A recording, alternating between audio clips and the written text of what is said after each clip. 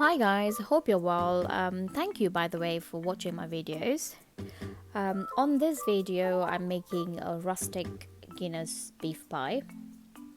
For that, initially I'm going to seal the meat, so I've just added a little bit of olive oil to the pan, and I'm going to add the meat, not a lot, just a little bit, so that it's not overcrowded. I've used lean beef, and I've cubed it into 1 centimeter cube. So I'm just going to seal it. I'm going to do it in 3 batches. I've used about 350 grams of meat. If you're pressed for time, or you don't have the patience like me, you just take another pan and just put it on another hob, side by side, to seal the beef, so that's the process become quicker. So to do it however you fancy. So once it's done, in the same pan I'm adding about 2 tablespoons of olive oil. Normally I don't measure it, but as I'm making the recipe today, I thought I would measure it. So about 2 tablespoons, just to make sure that the bottom of the pan is covered, and then coated rather well. And then I've added about 2 medium sliced onions, finely sliced, and I'm just scrubbing the bottom of the pan so that any leftover parts of the meat while I was sealing it left over. So I'm just going to incorporate it with the onions, so it adds more flavor, and also it stops from sticking at the bottom or burning.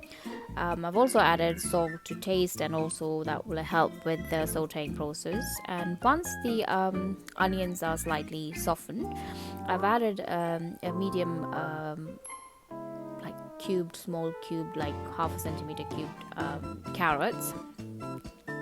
And to the mix I'm adding about 8 large crushed garlic. You can add 8 to 10 cloves of crushed garlic. If you were to wash the pan after sealing the meat, I would have added the garlic prior to adding the onions, but as I didn't, so I decided to add it now, so that avoid burning the dish.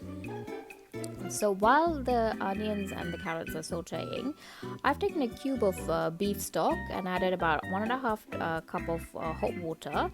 To that, I have added 2 tablespoons of cornstarch. This gives a nice creamy texture, shiny texture to the gravy, and also it helps with the thickening of it as well. Rather than using all-purpose flour, always use cornstarch.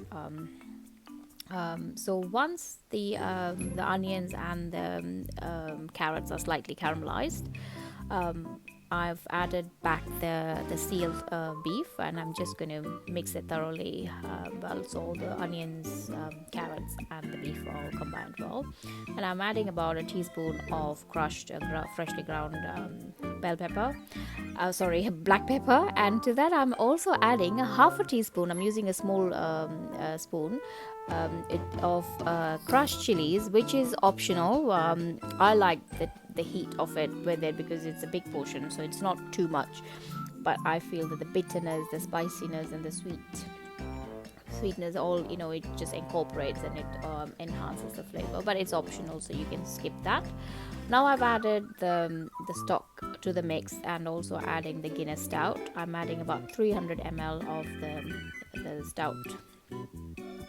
I'm just all gonna stir it well. To this mix I've also added 2 teaspoons of sugar, which I forgot to record. And then I'm just going to cover it and let it simmer for about 2.5 hours, so 2.5 to 3 hours. In between you'll have to stir it to make sure that it's not sticking to the bottom of the pan. Again, as per the sugar, I've also forgot to record when I added a bouquet garni, which has a lot of dried herbs. If you don't have this handy, you can use half a teaspoon of or a teaspoon of dried thyme and dried rosemary. But if you have this handy, you can. And then once it's done, you can just take the bouquet garni out. So what the pie mix is ready, so I'm just going to ladle it into a pie dish.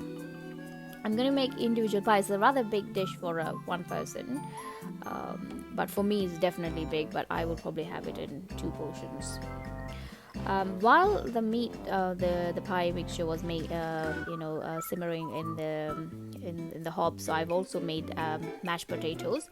For that, I've taken 4 boiled potatoes and half a glass of skim milk, a knob of butter, about say 10 grams of it, and salt to taste. And I've also roughly mashed it. And I'm adding a little bit of cheddar cheese, maybe a 5 grams, because I grated it to sprinkle it over the top of the pie, which is really optional. You don't really have to do this to the dish, but I like the flavor of cheese, so I'm adding it. So this is optional. You don't have to add it to the mash, or to you don't even have to sprinkle it. But I'm just going to roughly spoon the potato mix into the pie. But if you want to have it like smoothly done, you can pipe the potato mash into on top of the pie, the gravy. And I'm just going to sprinkle it with some grated cheese, and I'm just going to put it in the oven at 180 degrees for 20 minutes or so. You just have to watch it. So once it's ready, then to your liking, you just can take it out. So this is my version with mashed potatoes, and I had a little bit of leftover meat, the gravy. So I made the next day. I made pastry, and I made it with pie with pastry. So both tasted equally good. And try it and let me know how it was. Thank you guys. Bye bye.